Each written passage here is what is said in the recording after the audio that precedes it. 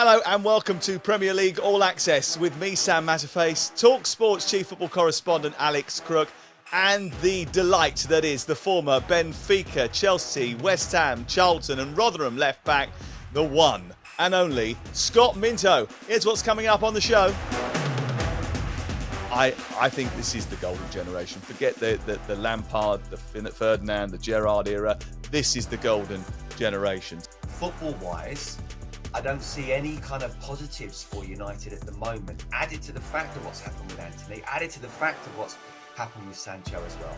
I think this is an absolutely massive week, and I agree with Crookie. Brighton at home, where everyone's expecting a home game off the back of the international break, but everyone's been travelling and they're tired. That's the last game you want right now. I can see this not just being a draw, but maybe even an away win. I think, again, you'll accuse me of flip-flopping because I thought Arsenal might be the nearest challengers at the start of the season. I think from what we've seen so far, I think Liverpool could well be the closest contender to City. I think it's positive that Richarlison has been so open and honest and showed his emotion. But the brutal reality is that they've lost Harry Kane. They need someone leading the line up front who's going to score goals. It's almost like he's got the nursery team and he's trying to integrate them with the first couple of years of senior school team and sort of trying to just do our best. You have a couple of the guys from year 7 playing in this sort of, this.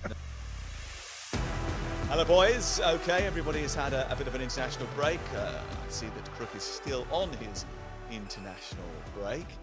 So if he's a little bit slower off the draw today, Scott, don't be surprised because I know what he's been up to. As ever, he's supporting Portugal more so than England, isn't he? But I expect that from him, really. And he's trying to pretend that he's not feeling too well because there's a bug and virus going around. We just talked about water retention, maybe alcohol retention. That's what it is. Sweat it out, sweat it out. I did go and watch Portugal, as you know, on Monday night. Record win. Bruno Fernandes, absolutely sensational, albeit against Luxembourg. So I've been dipping into the football. I'm pleased to hear that. England played very well, didn't they, against Scotland? Get him the Ballon d'Or 2024, Scott. The kid's a superstar.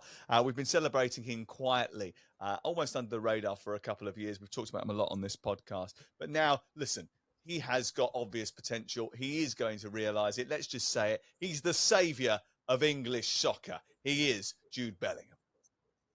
Right, let's clip that up. And if for some reason it doesn't happen, lots of people will throw that at you. Look, I've spoken about him before, and the move that he's made going to Dortmund, then to Real Madrid. I'm glad he's not in the Premier League, really, for him, because he's at the biggest club in the world right now, and he's absolutely bossing it there as well. So multiple Champions League winners have already realised how good he is, both on and off the pitch. He's making an impact.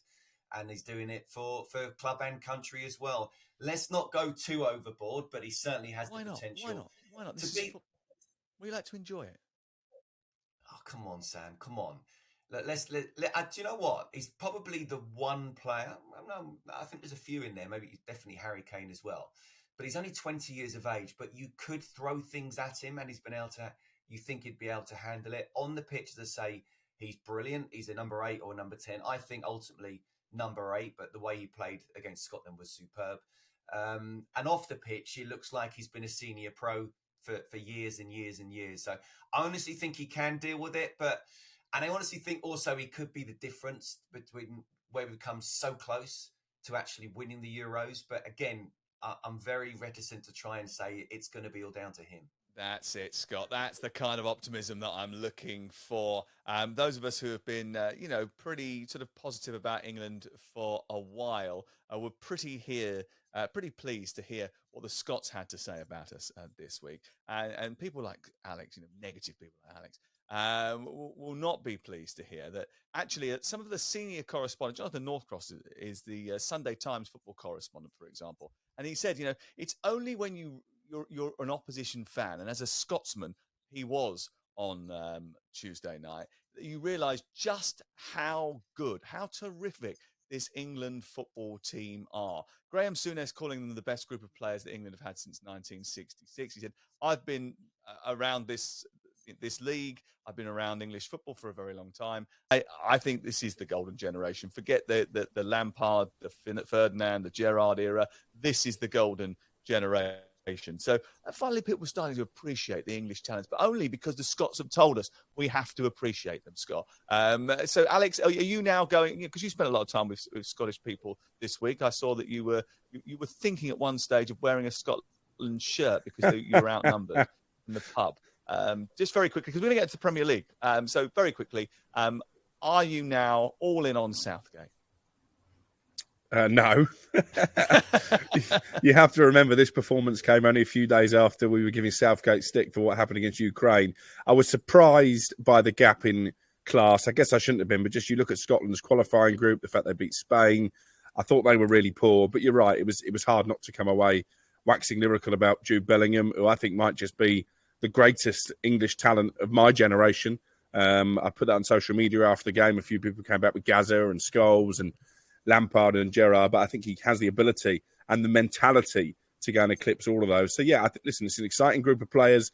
Is Gareth Southgate the manager to deliver a trophy? I'm still reserving judgment on that. He's gone big, Scott. He's gone big. We like that. Let's go big as well, because international football will be back in a month's time. But between now and then, it's all access Premier League. And what a week it is on talkSPORT. From 3 o'clock on Saturday afternoon on talkSPORT 2, we'll be bringing you live commentary of Manchester United against Brighton. And Crookie, the latest turbulent week for Manchester United.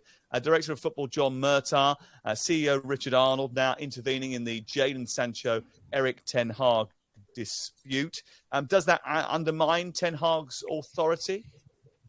Not necessarily. I think the fact that Sancho has finally taken down that tweet that he had pinned on social media suggests that actually Ten Hag is probably going to come out on top in this particular battle. But this is a nightmare fixture for Manchester United. When you look at the start to the season, you look at the issues they've had during the international break, not just with Sancho, but with Anthony as well. Obviously, Maguire had his own problems when he came on against Scotland and might well have to start this game. What you don't want is a Roberto De Zerbi team lying in your wait because you know they're not going to give you a minute's peace. I think this could get worse for Manchester United before it gets better on Saturday afternoon.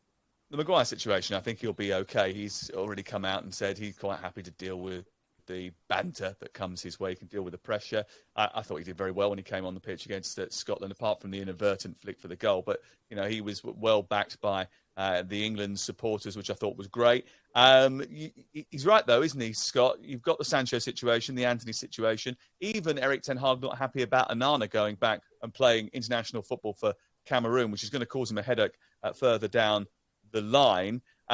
And not only is this a huge fixture against Brighton, but they've got BeIN next week in the Champions League away from home. Is this the biggest week of Erik Ten Hag's Old Trafford career to date? I think it's one of the biggest weeks in Crookie's career to date, the way he just held his head in his hands there. No, look, obviously there's a lot of things going on, but that's on top of a really poor start to the season. Let's just go purely football. Let's not talk about the Anthony situation. Let's not talk about this, or just put them to one side, the Sancho one as well. Manchester United have played 4 games in the league, and I think they've been lucky to get 6 points. You know, they were shocking against Wolves, very lucky there. And obviously they've come off the back of the international break off a defeat, where, to be fair, you know, they could have won if that offside goal hadn't been given offside, but it was. And the style of football going to Arsenal was just literally keep the ball in your own half. Football-wise, I don't see any kind of positives for United at the moment. Added to the fact of what's happened with Anthony, added to the fact of what's happened with Sancho as well. I think this is an absolutely massive week. And I agree with Crookie. Brighton at home, where everyone's expecting a home game off the back of the international break, but everyone's been travelling and they're tired. That's the last game you want right now. I can see this not just being a draw, but maybe even an away win. Well, almost like they were preparing the groundwork. Manchester United posted on Instagram yesterday very hot and sweaty pictures of Pellistri training with inspirational quotes about mentality and winning and desire, and this sort of idea that if you're an attacker, you also have to track back and do the defensive work. Maybe they're trying to tell us something. I don't know. But let's focus on the positives, Crook, because a win would change the mood here, wouldn't it? You know, there's a low mood around Old Trafford at this moment in time. But if you beat Brighton, that's absolutely huge. And there are some positive signs. Amrabat should be available. Mount might be available. Very soon, Varane will be available. Martinez might be available. Højlund can start this week. So, yes, there are problems. There are lots lots of them, and Erik Ten Hag knows all about them, and so do the Manchester United fans. But if you harness the positives, new players coming into the team, and if you did get a victory this weekend, you'll be buzzing. Absolutely. Sorry, Crookie. There's some straws there I'm clutching at, Crook. I've got them. They're here. I got them from Costco. It's a big batch of straws. Here you go. There were a lot of mights and ifs in that question there, Sam. Do you know the one the one that wasn't an if, though, was Højlund. And as you know, coming away from that Arsenal game, I wasn't as pessimistic probably as I've come across this morning, because I thought his cameo against Arsenal was really exciting. I hope he starts the game. You think he would. He came through unscathed for his country over the course of the international break. And you're right, if they could beat Brighton, and it's a massive week for Brighton as well, by the way, their first ever European game. I'll be there on Thursday night as they take on AEK Athens. If they could beat Brighton, I think it would send out a statement maybe that all is not quite as bad as it's been made out. And when you list those players, I am confident that when everybody is fit, United do have a squad capable of competing right at the top of the table. Yeah, the reboot, the Erik Ten Hag Manchester United 2023-24 reboot is very different to what we saw last year. But maybe their best tactic in this game, Scott, is to go back to Ole Gunnar Solskjaer tactics, sit back and counter-attack against Brighton. Yeah, I think Crookie's just opened another can of beer there, isn't he? I know it. I've just spilled water over myself. It's not going well, this. Just try and cool yourself down. Probably Dear, a neat dear. vodka in But there. he's chugging water. He's got black coffee on the go. He's obviously had a very good international break. It's been brilliant. It's been the perfect one for him, isn't it? Look, do you know what? I think you're right, Sam. I think sometimes, despite being at home, and let's face it, United did have a really poor away record against the top teams last season, but a very good home record last season. But I think sometimes it's horses for courses. And as much as the fans want to see you go on the front foot and really try and attack, and we're at home, we're Manchester United, this is a Brighton side that can embarrass you whether you're playing home or away.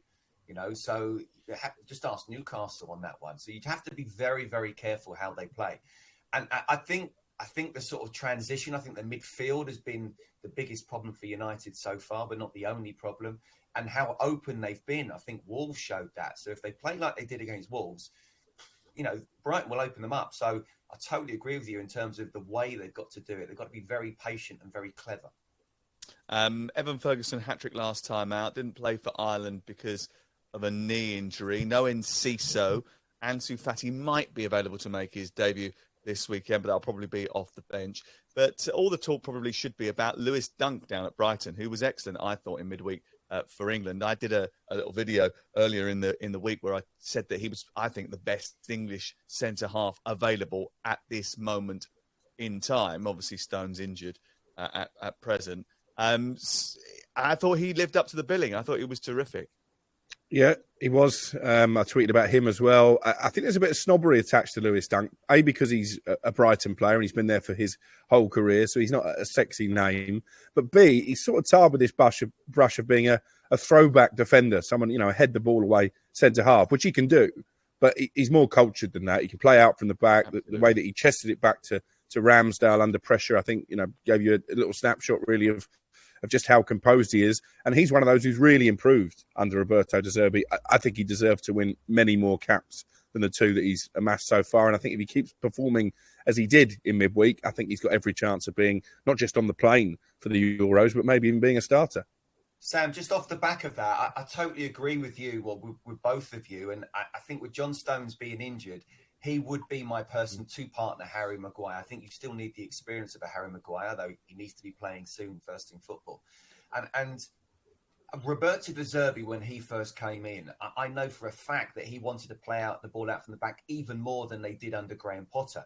And he was really surprised and pleasantly, happy that Lewis Dunk was such a good ball player. I think he's that good he could play as a holding midfielder, but I thought he did a great job for England, and he would be sort of if Stones and Maguire, one of those was injured, he would be my one guy to step up into that team. Okay, it's going to be a massive weekend for Manchester United, a massive week for Manchester United. Crookie May will need to have another international break to drown his sorrows by the time we get to next midweek. Let's get to the rest of Saturday, now starting with two sides that are fighting it out at the top of the Premier League table. 2 points separate these two teams at the top of the Premier League table. West Ham and Manchester City that kick off at 3 o'clock on a Saturday afternoon. Quite a few games at Saturday, 3 o'clock this week. How much chance do we give West Ham here, Scott, as an optimistic former Hammer against the Manchester City team, who we often talk about them being slow starters, but even if they have had a slow start this season, their points total doesn't reflect that. Yeah, I wouldn't say they've had a slow start as yet. But again, I think this is where I talked about the sort of off the back of the September break up until Christmas, where all the games kick in and the weather's starting to turn a little bit, where just if there is going to be a chink in their armour that we're all kind of looking for, then that might be it. And if they get through this period, then they could win it by 10 plus points. Look, I think this is going to be a difficult game for City. I really do. I think West Ham have done superb so far, points-wise, to hang in there in some games. I'm thinking particularly of the Chelsea game and come out with all 3 points. You know, they went to Luton, not easy there. Their first home game at Kenilworth Road in the Premier League era, and yet come away with a win. I think it was a really important start for David Moyes. You know, let's not forget, he won a European trophy, and yet his contract wasn't renewed, and he's still now in his last year of his contract. So if that hadn't have gone well, and they've got Manchester City and Liverpool up next in the league, then, you know, it could have been very, very difficult for him in this early part. But because of that start, I think they can come off the back of the international break and say, look, we know that Pep Guardiola will, you know, be looking to see who's the fittest rather than who's the best and who's the least tired. So this is a perfect time for West Ham if they are to get something out of Man City straight off the back of the break. David Moyes did a number on Roberto De Zerbi and Brighton a couple of weeks ago, Crook. I mean, will it be a similar sort of template to follow for this game going into the match? With, you know, I'm quite happy to have 22% possession and with the odd border raid to try and inflict some damage every now and again on Manchester City. Yeah, I think that will be the game plan. It's not just in that Brighton game they did that. We were at I was at the Chelsea game as well, and again Chelsea dominated possession, created the bulk of the chances, but West Ham content to sit back, soak up the pressure and hit on the counter-attack. It's the way that David Moyes has preferred to play at West Ham. It's not always winning many plaudits with the fans, but it's certainly won them a lot of points so far this season. Will they be good enough to pull it off against Manchester City? I'm not convinced. I would still expect City's quality to come through. But yeah, I think we can predict the pattern of the game for sure. Yeah, and they were a little bit fortunate in that game against Brighton, actually, to come away with all 3 points, because although Brighton didn't have as many great chances as they usually do, they still had chances on the counter-attack. And actually, West Ham were really ruthless with their chances. I think they had 5 shots on goal and scored 4 of them or something like that. They might need a little bit of extra luck against the Manchester City side, who certainly are ruthless, do score a lot of goals, and are quite good defensively as well. They're the only side in the league with a 100% record, but they do have their injury doubts as well. And there's no De Bruyne, obviously. Grealish, Stones, Kovacic, all doubts after the international break. Phil Foden, who had a productive week. I think it was in the headlines quite a bit. Gareth Southgate sort of dismissing talk of him playing as the number 10, played him on the right-hand side. I thought he did quite well in the game against Scotland. He's just got such balletic touch, hasn't he, of the football, the way he sort of deftly brings the ball under control. I do love watching him, especially when he's in full flow. And Calvin Phillips, who is another one of Southgate's favourite players. I thought he was very good in the game against Scotland, bearing in mind he hasn't played much football. And he does bring balance to that team, doesn't he? Because he does the dirty work. He does the break-up work. I thought he was unlucky to be booked, to be honest. Yeah, first of all, is Pep back after his back operation? I'm not quite sure. Is Pep's back? That's the question, isn't it? Is Pep's back? I think he might be, because Man City tweeted on Thursday morning a sort of waving picture of Guardiola. So I think that was a sort of indication that he will be back in the dugout. Okay. Does that make a massive difference? Because it hasn't really hampered them up until this point. No, but I think it does. I think when you've got someone like him in the dressing room before the game, the aura that he's got at halftime, you know, actually being there rather than, I don't know how they've been doing it, FaceTime or whatever, but I know, but he's great. He's so intense, though, isn't he? And I wonder, actually, Scott, if actually the reason they've started so well is because he's not there and they just had a little bit of a break, you know. Well, they did okay last season when he was there, didn't they? They had a pretty decent season. So yeah, I think they're okay. They're okay. Yeah. So I would suggest that they'd probably prefer him to be there. But again, it's such a well-oiled machine that whether he's there or whether he's not, and I'm talking about for a short term, they can still go ahead and do the business. But you want him there. Look, this game is about Man City. If Man City play to their best and they've got their players are firing, they can beat anyone in the world. They will beat anyone in the world. But West Ham showed against Brighton, that, and you're right, Sam, 22% possession they had, but they still had 12 shots and 7 on target. So that what they've been is they've got to be clinical. They've got to make sure that Antonio is on fire like he has been. Ward-Prowse is able to get forward, but also help Alvarez in terms of the back four and the defending. Paquetá needs to be given his moments in the game as well. And of course, he'll be looking forward to this game, wouldn't he? He'd be thinking he would be wearing the Man City shirt if allegations hadn't have cropped up. So, look, I think West Ham are in a really good place right now, but ultimately it's about City. As Crookie says, we know how the game's going to go in terms of the styles. It's down to City as to how clinical they'll be, I think. Just remember, Manchester City fans, it was very tongue-in-cheek about Pep. You don't need to tweet me about it. I know he's a genius. He is intense. He is an intense guy. Talking of intense guys, Crook, how's the hangover going? We're sort of like 20 minutes into the podcast now. You've probably gone through about 3 bottles of water during that time. Where are we on the level, on the hangover meter? Where are we? You are casting aspersions. It's not a hangover. Well, we can see you on the screen, glugging water like it's going out of fashion. I'm sat in the sunshine. You have to stay hydrated. You know that. Come on.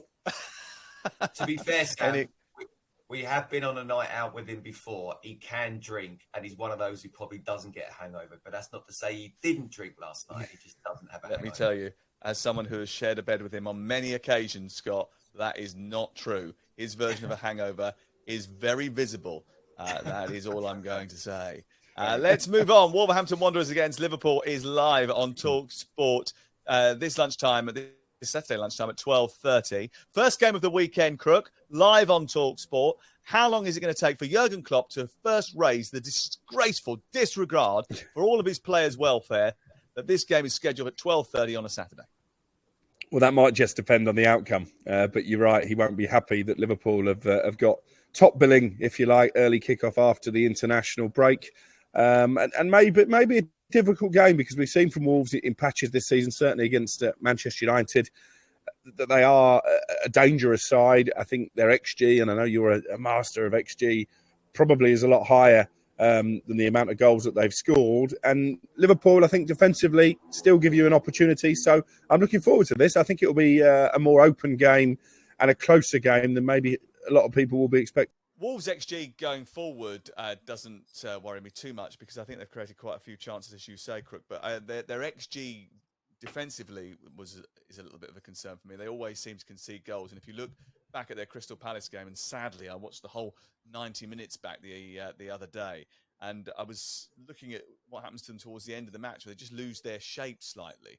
And Lamina makes a couple of mistakes in midfield, which allows Eze and Edouard to get away from him, and as a result of that, they end up losing the game. Liverpool didn't win any of the 6 Premier League matches that they played on Saturday at 12:30 last season. So you can understand why Jurgen's a little bit grumpy about the fact that he has to do it straight after an international break, especially, Scott, bearing in mind that Diaz, McAllister, Alisson and Nunez have all been in South America. But I wonder whether or not his attitude towards the fixture kickoff time actually permeates into the dressing room. It depends. I think if he's saying that regularly in the dressing room, then it will. And the last thing you want to be doing is giving your players consciously or subconsciously a reason as to why you might not play particularly well. I mean, were all those 6-1 lunchtime kickoffs straight after an international breaks? If they weren't, then he can't moan about it. He can have a little grumble up, just before the game if he wants to, because to be fair, there's a lot of South Americans in the side, and perhaps he won't risk them, but. Again, with all due respect, mate, from 12:30 to 3 o'clock, there's not much difference there, really, is there? So, look, I think he'd be talking about wanting a Sunday or even a Monday game, but it is what it is. Deal with it. You're one of the biggest clubs in the world. You're trying to chase titles. You're coming back from what was a really poor season last season, and actually, you started the season really well. So why start on a negative after this international break? I can't tell Jurgen Klopp what to do, but I'm pretty sure he'll be positive all the way, while just chucking in that little negative thing, I'm sure, pre-match. Are Liverpool title contenders? Are they more of a title contender than, say, Arsenal or Tottenham, who are currently second in the Premier League, for example? I think they probably are. Certainly more than Tottenham. We're going to come on to them, but I think they've had a really serene start to the season in terms of the teams they've faced. I think Arsenal are still working out and still gelling as a team, working out how to implement their new signings to the best of their ability. I think Liverpool will benefit from not having to play in the Champions League. I'm not sure they're going to take the Europa League that seriously. I think their priority will be on the Premier League. And I think, again, you'll accuse me of flip-flopping because I thought Arsenal might be the nearest challengers at the start of the season. I think from what we've seen so far, I think Liverpool could well be the closest contender to City. You've got to stick to your guns for a little bit longer than 4 weeks, surely. I mean, look, even I tip Manchester United to be the closest challengers to Manchester City this year. Even I've still stuck. Whoa. Sam, even though I know that that's now a forlorn task, I've sort of sat there and gone, right, well, you've said it now, so you've got to stick with it. I mean, obviously, you know it. I know now that's total and utter rubbish, but ultimately, I've got to stick with it, right? Crooks changed his mind 4 times, and then at the end of the season, he said, "Oh, told you that they'd be the closest challengers." Well, yeah, of course you did, because you told us every team in the league was going to be closest challengers, apart from Luton. So you're bound to get it right at some stage. I tweeted about that. Yeah, I know. You tweet every 3 seconds. That's why no one talks to you outside of work. Potential debut for Ryan Gravenberch in this game. He skipped international duty as a result of joining Liverpool. He wanted to get settled in the area, which will go down well with the Liverpool faithful. It's good that he's knuckled down and wants to get involved. Talk to me about Virgil van Dijk, Scott, because he's got the extra game suspension for mouthing off at John Brooks at Newcastle. He accepted it, and I read his sort of response to it, and he was sort of, it's the first time I've been sent off since I've been at Liverpool. I did go over the top. I did do the things that I wasn't supposed to do. I can't argue about it, which is why I think he only got 1 game extra at the end of added on to his initial suspension.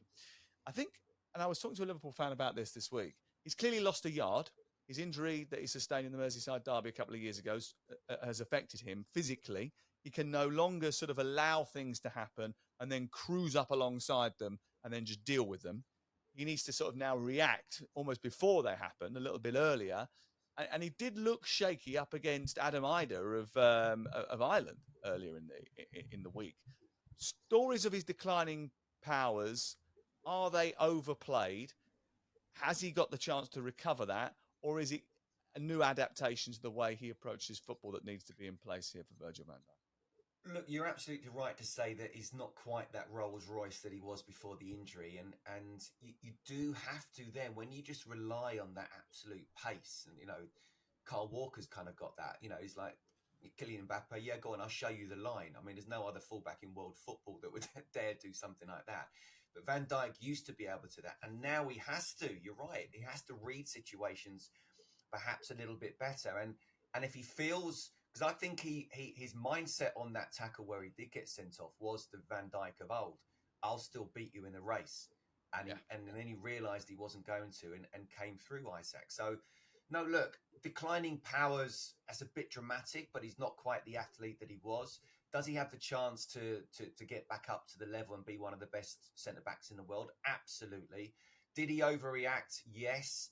I still think it's down to him mentally. I think last year he couldn't deal with the fact of he wasn't quite the athlete that he was before. This year I have seen an improvement despite that mistake at St James's Park. And I think he'll learn from that. I still think he's capable of being one of the best around. What are we expecting from Wolverhampton Wanderers this weekend, Crook? Because I mentioned that I rewatched them against Crystal Palace. I mean, I think you've got to start Hwang and Kalajdzic. They're the only real goal threats. But they are so defensively fallible. Brighton, Palace, even Manchester United took advantage of that. United scored 1 goal in their game against them, and they had nothing in the match before that. But one mistake, one moment where they switched off balls, and they were punished for it. And Liverpool have got threats all over the pitch going forward. Yeah, it's an issue. As I say, as much as actually I think going forward, they've looked pretty good under Gary O'Neill. Defensively, they can see too many opportunities. Difficult to do that and expect to pick up any points from the game against a team with the attacking talent that Liverpool had. Obviously, they signed Jean Brickner Bellegarde on transfer deadline day, so you'd expect that maybe he might be in a position to come into the team. I think Kalajdzic gives a threat going forward.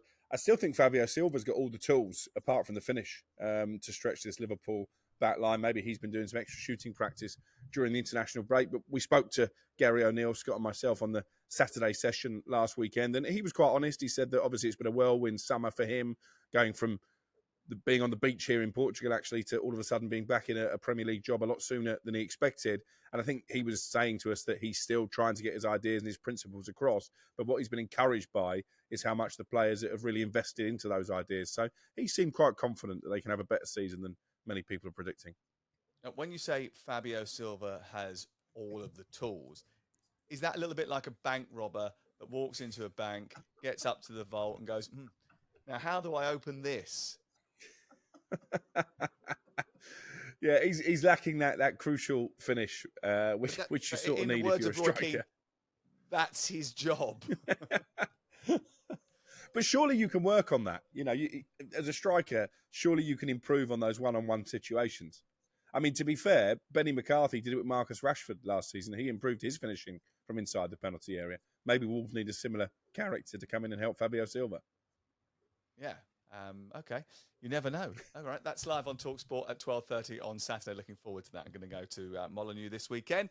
It's going to be a banging atmosphere. That is for sure. Right. Let's get to the rest of Saturday's action.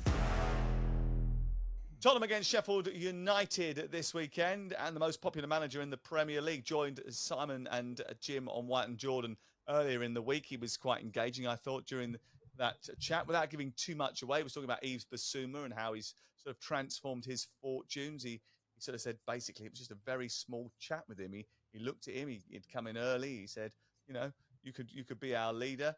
Bissouma responded to that, and as a result, has ended up, it's just man management, isn't it? It's worked for him. He's got James Maddison in there. He's quite happy about that. He feels he's been backed by Daniel Levy and co. And he actually said, I thought was really interesting, was that he sort of feels proud to be the Tottenham Hotspur manager, which I think Tottenham fans were warm to, bearing in mind that Jose Mourinho and Antonio Conte looked for a large part of their tenures that they were doing Tottenham a favour.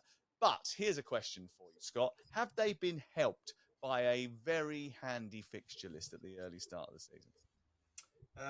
Okay, so now you're putting it on me in terms of the fixtures, so I'll go through it. Obviously, Burnley away. We still don't know what Burnley. We weren't expecting Burnley to be down the bottom, were we? At the start of the season, or when we predicted the start of the season for the end of the season. I think the amount of changes they've got there, they could, but that's still a very, very good win, you have to say. Bournemouth, yes. Thought Man U, second half, they stepped it up. And Brentford away is not an easy tie. Yeah, look, that's not the most difficult. I think it's more than that. Obviously, after the Sheffield United game, they've got Arsenal and Liverpool. So, that Arsenal game in particular, obviously, is going to be a massive one. So this is probably we're looking forward to that one. Yeah, can't wait for that one. Off the back of an international break, you'd like a home game against a team that's not great, and let's face it, Sheffield United will probably go down this year, unfortunately, or this season. So yeah, they've been quite lucky, but the bottom line is, mate, they've made a lot of improvements. I think Maddison coming in has done really well. I think if Harry Kane was there, then I tell you what, I'd fancy them for top four. I really would. I think he's made that much of a difference, and he's improving the players that were already there. And you're right, it's about man management. So he's a popular guy. I mentioned about, Aussies are normally likeable, but they don't mess around as well. So he's got that great sort of balance between, I'm not going to liken him to Pep Guardiola as such, but you don't mess with him, but he looks like he'd be a good person to play under. Yeah. Did you call me mate because you sort of got drawn into the Ange sort of cult thing there? Did you? Yeah, mate. You don't usually do that. Okay, mate. On air. Richarlison has obviously been the one that everyone thought was going to fill the boots of Harry Kane. It hasn't quite happened for him. We know a little bit more now about why that might be the case, Crook, because he was in tears on international duty. He's quite an emotional guy anyway, right? So I did hit the Champions League game when he scored against Marseille. He scored 2 goals in that game at the new Tottenham Hotspur Stadium, and he was very emotional that day as well. But whilst on international duty for Brazil, he came off and visibly was in tears. He says he's going to see a psychologist because there's been a lot of things that have been going on in his private life that have really affected his football. That gives us a little bit of more of a window into the sort of understanding why he hasn't flourished at Spurs. Yeah, and I think that's something that we're all guilty of at times when we judge a player. And, you know, I'm probably as harsh a judge on players as anybody, that we don't necessarily take into account what could be happening off the pitch. So I think it's positive that Richarlison has been so open and honest and showed his emotion. But the brutal reality is that they've lost Harry Kane. They need someone leading the line up front who's going to score goals on a regular basis, and he struggled to do that. Obviously, Son was played in a more advanced position in the last game, so I'd imagine that will continue, and I think he'll probably be the first change that a lot of us make in our fantasy league team this weekend, because Spurs are going to win the game comfortably, and you'd imagine Son's going to have a big part to play. Whether Richarlison does, I think, is open to debate. Newcastle against Brentford, been a very tough start for Eddie Howe. When you look at the fixtures that they've had, bearing in mind they've had to play Liverpool at home, they've gone away to Manchester City, they played Aston Villa, who many people think are going to be dark horses this season. It hasn't been the easiest run for them up until this point. But is this the first game that you've looked at and you thought, hey, they've got to win this one? They should be winning this one if they want to be contenders, Scott. Yeah, I think so. I mean, again, if you look at the month of September, you know, they've got Brentford, obviously got that fantastic game at the San Siro, haven't they, in the Champions League? So great to see them playing live that. on talkSPORT. Live on talkSPORT. Sheffield United, the City again in the Carabao Cup, and Burnley. So in terms of the league games, I think you have Brentford, Sheffield United, and Burnley. You know, these are games where you need to be picking up at the very least 7 out of 9 points. Look, you asked me about Spurs and have they had it easy, and on paper, yes, and have Newcastle had it tough, and on paper, yes. But you still come out with better results than what they've come out with. I actually thought they were by far and away the better side against Liverpool, and yet Darwin Núñez just tore them apart when he came off the bench. So I like the culture that Eddie Howe is creating. I think at St James's Park, there won't be many teams that will go there and get all 3 points. But in terms of, you know, finding a way to win, I think purely in the league anyway, I think they've got a really good month coming up. Okay, on to Sunday now, starting at Goodison Park, where there could be a chance, well, of a change at the Toffees at last. But be careful what you wish for. Everton against Arsenal is Sunday afternoon. Now, there's a terrific article in the website Josimar Football, where our good pal Philippe Auclair has given incredible detail about the backstory of Josh Wander and Stephen Pascoe, who are the co-founders of 777 Partners. It's worth, especially if you're an Everton fan, it's definitely worth a read. They're also the owners of Hertha Berlin, which is why I spent a lot of time last year reading about it. In their first season in charge of the mighty Hertha Berlin, we got relegated, which wasn't great. Crook, how close is this deal, and will they pass the owners and directors test?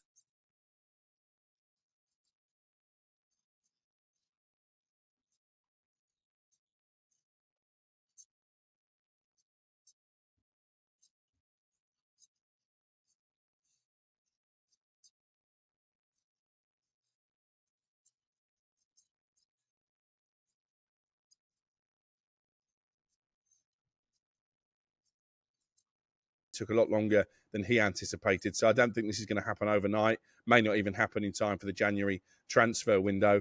And like you, Sam, I've done a bit of research into this. I've been speaking to other Premier League CEOs who are familiar with 777 Sports, and I've got to say the feedback isn't that positive. And I think Everton fans, as much as they want to see the back of Mashiri, because clearly that ownership regime hasn't worked out for them, I think sometimes it's better the devil you know. You've mentioned their record at other clubs. I think just about every club they're involved in, the fans have been protesting against them.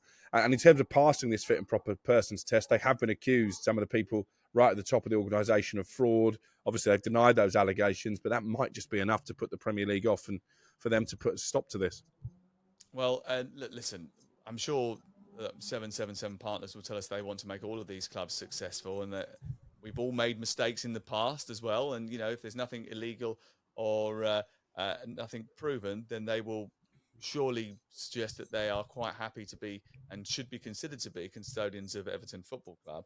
But just for a little bit of context, Vasco da Gama, one of the biggest clubs in Brazil, I think we know them, I think we've all heard of them, were relegated on their watch. Genoa, relegated and then promoted recently back to Serie A. Hertha Berlin, I've already mentioned, relegated. Sevilla. They own Sevilla. They're bottom of La Liga. Just put that in context for a second. Sevilla are bottom of La Liga as we speak right now. Melbourne Victory are the only Australian club to have won 4 major trophies in the modern Aussie football era. All of the 4 major trophies in the current era of Australian football. Last season, they're owned by 7-7 Partners. They finished 11th out of 12 in the A-League. The track record is not great, is it, Scott? And if you've got a track record like that, then I can understand why Everton fans who are desperate to move Moshiri on, desperate to clutch at any sort of straw in order to get their club improved, would be a little bit sceptical about this takeover. Yeah, absolutely. And the fact that Moshiri is not necessarily the problem that he hasn't spent the money. It's just that he spent it really badly, and I think his heart has been in the right place in that sense. I mean, it's hundreds and hundreds of millions of pounds that he's wasted of his own money. I think I heard the other day up to £700 million they'll be out. You know, whether it's him or whether it's someone else who was banking it. Do fans have any choice at all? Because you're painting a really horrible picture there, where actually there's a lot of owners now who are just looking to try and take over a club, not necessarily strip it, but not give it exactly what it needs. And if it goes down, they don't really care. They'll either carry on or they'll just try and sell themselves. I think Everton fans deserve better. And it is a question of be careful what you wish for, because there's obviously a lot of fans who are not happy, and rightly so, to see where they are under the Moshiri watch. But at least you've got an owner who has put his hand in his pocket and spent it and seemingly care. Just got it wrong. This is very worrying for the medium and long term. And that's the issue, isn't it? You know, the fans don't have a choice in this matter. They can protest, as they have been doing. They can try to influence proceedings, but they don't have a voice. They don't have any chance of vetoing this ownership going through or changing the scenario, which is, you know, it is one of those things that the independent football regulator, when it does come in, needs to sort of address, that there needs to be a greater level of fan influence. Even if I'm not saying that fans should decide what happens and where clubs should go, because we've all been fans and we've all got these hearts that tell us we should be doing this when really, business-wise, we should not be doing this. We should be doing that. But there should be sort of consideration given to the feeling of the supporters, and I hope that is something that they look at going forward when that independent regulator comes in. On the pitch, they're still winless. They're taking on Arsenal, who are, you know, very good, even if they're not at their best. They beat Manchester United when they clicked into gear in the second half of that match, the late part of that game. This could be a thrashing, couldn't it, Crook? Yeah, I've certainly got it down as a comfortable away win. But if you look at Arsenal's record at Goodison Park in recent seasons, it isn't brilliant. So I think that will probably give Everton a little bit of hope. But I just don't think the Everton team is good enough. Obviously, Beto made an impact in that EFL Cup game. I think Dan and Juma... in the Sheffield United game, to be fair, he played well in the Sheffield United game. He's running off the ball, his hold-up play, the way he linked with the other forwards, I thought was impressive. Yeah, and I think Dan Juma has shown flashes as well. I think there is a player in there. I think he's very focused to prove himself in the Premier League. So actually going forward, and again, Arsenal's record in terms of clean sheets in the recent weeks and months going back to last season isn't great. I think they can pose a threat, but defensively, I think Arsenal are going to have far too much going forward. So yeah, I think Arsenal will win this game. They're going to end their recent poor record at Goodison Park. Indeed. Gabriel Jesus, now fit, might well be able to return. Eddie Nketiah may have to go back to the bench where he spent most of his time for England this week. A lot of people said, well, you know, why did you call him up if you're not going to use him? Well, they did it with Ivan Toney as well, didn't they? It's sort of like, you know, come into the squad, get a feel of what it's like, be a part of it, and then let's see. And then next time you come along, we might get you on the pitch. Well, you know, it's not easy to get an England cap anymore, you know. Aaron Ramsdale did start for England, and that was the first time that he'd played for England for a little while. He's got competition as well, isn't he, from David Raya. What do you suspect that dynamic, how's that going to play out, Scott? Because we've talked a lot about not having two number ones. Yeah, and Sam, I'm absolutely fascinating. Almost, I can't think off the top of my head any other team selection or player selection that I'm most intrigued about this weekend, because weren't you talking about before the break that you'd heard that, David Raya is going to get perhaps not just a run of games, but a prolonged run of games? If that's the case, I'm really, really surprised here. And look, I think Sean Dyche should be looking at this game thinking, we did him last year, we can do him again. We're off the back of the international break. We talked about how difficult that is for the big boys. They want to be playing at home, not away from home. So I think Sean Dyche will certainly try to make things difficult, keep it tight, set pieces. I don't see this being a really comfortable Arsenal win. I don't. I think they'll win, but I think they'll only win by the odd goal. But in terms of David Raya or Aaron Ramsdale, I personally didn't see the point of bringing David Raya in. I personally would keep Aaron Ramsdale in, but I'm fascinated to see what's the point of bringing Raya in if you're not going to play him at some point. Yes, Crook has pointed out the bad record that Arsenal have got at Everton. They lost 1-0 there last year, as you've just said, Scott. Everton beat them 2-1 the year before. The year before that, Everton beat them 2-1. The year before that was 0-0. The year before that, Everton beat them 1-0. Arsenal's last victory there was October 2017. Mesut Ozil scored in that game. It was so long ago. Do you think that Mikel Arteta, for the last couple of sessions at London Colney this week, will be playing Z cars on a big PA system around the training pitch, just to sort of try and get the Arsenal players in the mood ahead of this game? Alex, what do you think? Well, he's done it before, hasn't he? So why not? What I think he should be doing actually is teaching his defenders how to clear corners and free kicks, because I think if you look at those games, that's where a lot of Everton's success has come from. So I think defending their own box from set pieces is probably a key message. I just wonder if David Raya might start the Champions League game in midweek. Maybe that might be Mikel Arteta's thinking, but I think that would be very harsh on Aaron Ramsdale, having played such a big part in Arsenal getting into the Champions League last season. Can you imagine if you're Rammers, your old golfing buddy? Has he left now? Has he gone back now? Has he finished the round? Has he's done? If he's worked so hard to get into the Premier League and be a number one goalkeeper, a big club that gets them into the Champions League for the first time in a very long time. Let's be honest about it. Arsenal haven't played Champions League football since, I think, 2017. Is that right? Something like that. Anyway, and then it comes around that somebody else gets put in goal for that match. He'd be really frustrated. Talking about teams who spend a long time outside the Champions League, I'm sure that'll be Chelsea's fate, the way things are going at this moment in time. They're away to Bournemouth on Sunday. 1 win so far, 3 wins in 19. This is crucial, isn't it? This upcoming period for Poch is really crucial. Listen, not for 1 second am I suggesting that they should change the manager. No matter what happens, that would be a ludicrous thing to do.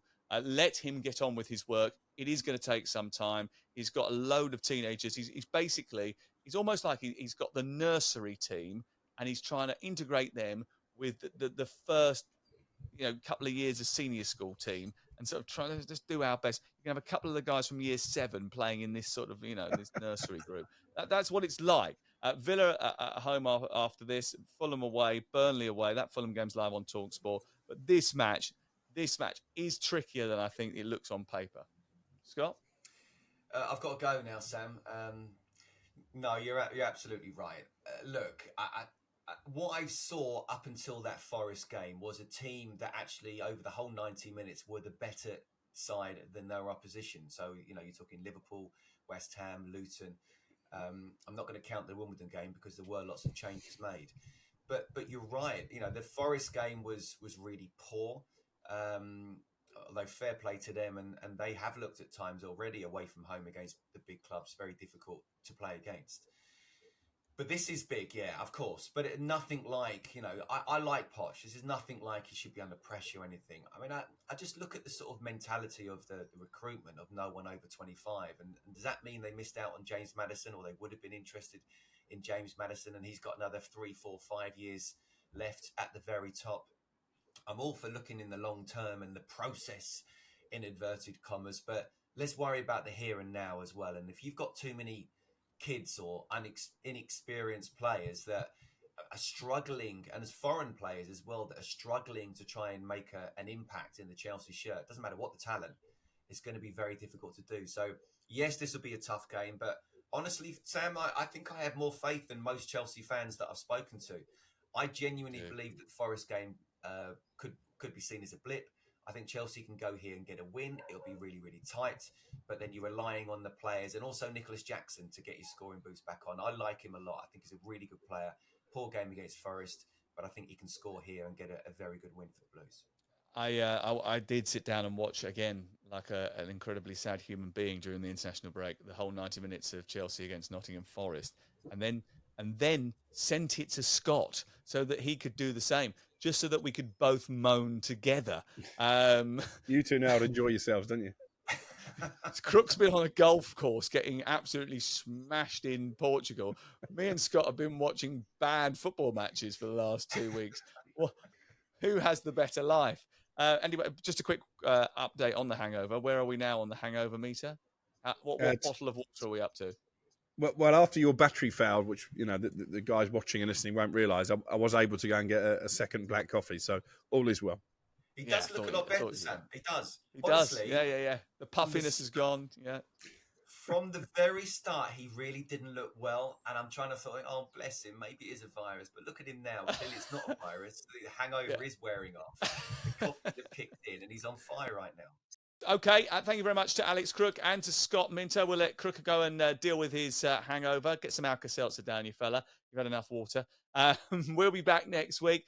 Monday morning when you wake up, we'll have a podcast available for you on YouTube reviewing all of the Premier League action from the weekend. And remember, you can tune in to talkSPORT this weekend for live commentaries from Wolverhampton Wanderers against Liverpool, Manchester United against Brighton, and the Sunday session on Sunday brings you all the action from the Premier League and the fallout as well.